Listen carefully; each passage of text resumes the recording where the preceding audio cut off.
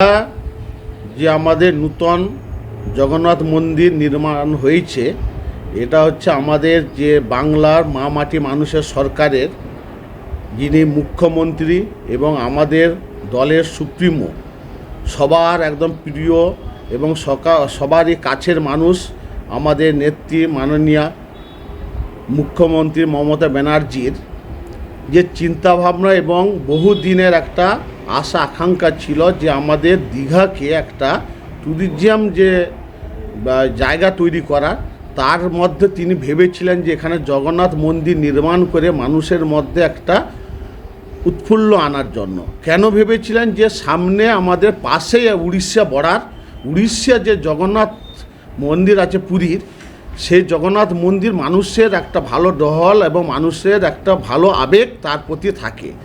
তাই আমাদের এই পশ্চিমবাংলা পূর্ব মেদিনীপুরের মানুষেরও কিন্তু জগন্নাথের উপরে একটা নূতন একটা ভালো আবেগ থাকে এবং মানুষের একটা ভালো তার মধ্যে একটা ভালো একটা প্রভাব এবং মানুষের ভক্তি, যার আদর্শ এবং তার যে জগন্নাথের প্রতি যে অনুপ্রেরণা, এটা কিন্তু আমাদের পূর্ব মেদিনীপুরের মানুষের কিন্তু এটা আছে। এইটা কিন্তু মমতা ব্যানার্জি ভেবেছিলেন, তাই তিনি জগন্নাথ মন্দিরটা তৈরি করেছেন। স্বপ্নের একটা মন্দির, এত সুন্দর একটা মন্দির তৈরি হয়েছে, যেখানে আমাদের এই বাংলার জানবেন যে আমাদের যে ধর্ম যে যার, উৎসব সবার। আজকে এই জগন্নাথ মন্দিরকে নিয়ে সারা বাংলা এবং সারা ভারতবর্ষের মধ্যে যে একটা মানুষের মধ্যে উৎফুল্ল, যে মানুষের মধ্যে একটা সম্প্রীতির যে চিন্তা ভাবনা, এটা কিন্তু একটা ধর্মীয় অনুষ্ঠান। মন্দিরটা হচ্ছে একটা ধর্মীয় মসজিদ, একটা ধর্মীয় স্থান। এটা ধর্মীয় স্থান থাকার পরেও এইটা জগন্নাথ মন্দিরটাকে নিয়ে সারা বাংলার মানুষের মধ্যে একটা ভালো আবেগ, উদ্দীপনা এবং যে মায়ের প্রতি যে ভক্তি বা ঠাকুরের প্রতি ভক্তি, ধর্মের প্রতি যে মানুষের আদর্শ চিন্তাভাবনা, এটা কিন্তু অনেকটা বাড়িয়ে দিয়েছেন মমতা ব্যানার্জির চিন্তাভাবনার মধ্য দিয়ে।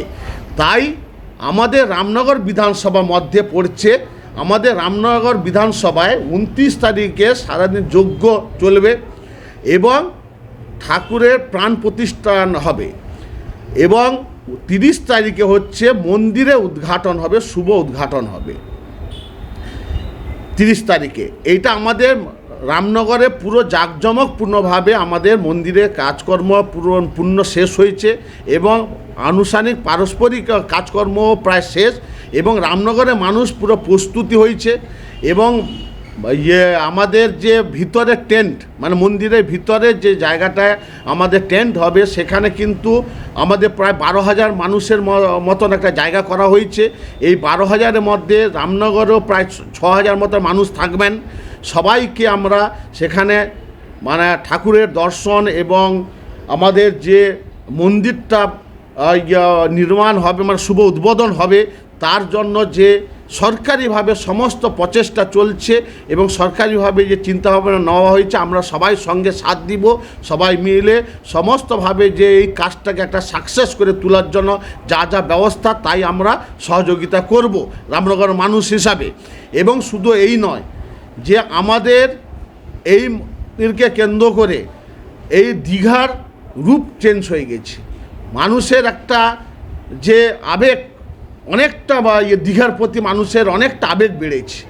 তাই আমরা প্রস্তুত এবং আমাদের সমস্ত কাজকর্ম এবং প্রশাসনিক দিক দিয়ে এবং এখানকার যে সেফটি দিক দিয়ে সমস্ত কিছু আমাদের নেত্রী মাননীয় মুখ্যমন্ত্রী মমতা ব্যানার্জি যে ব্যবস্থা নিয়েছেন, এতে একটা মানুষের কোনো সমস্যা হবে না, কারো কিছু অসুবিধা হবে না।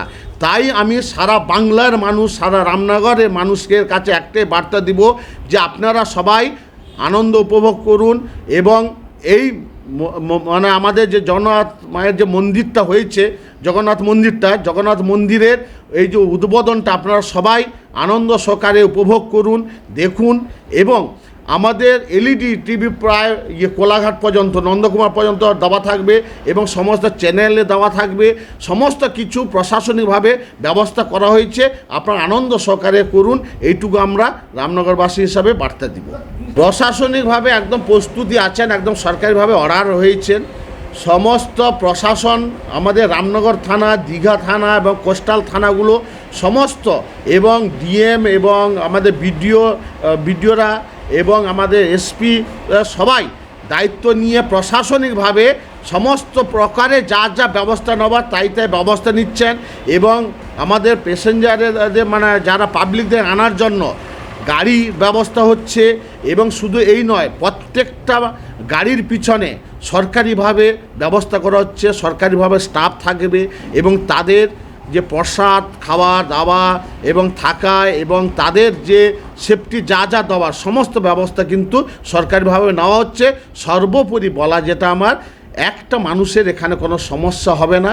রামনগরে যেভাবে ব্যবস্থা নেওয়া হয়েছে, সারা দীঘা জুড়ে যেভাবে ব্যবস্থা নেওয়া হয়েছে, আমি যতটুকু উপলব্ধি করেছি, এতে একটা মানুষ কোনো সমস্যায় পড়বেন না, কেউ কোনো বিপদ ঘটবে না, এইটুকু আমি আশা রাখতে পারি এবং সমস্ত বাংলার মানুষকে এই আশা দিতে পারি।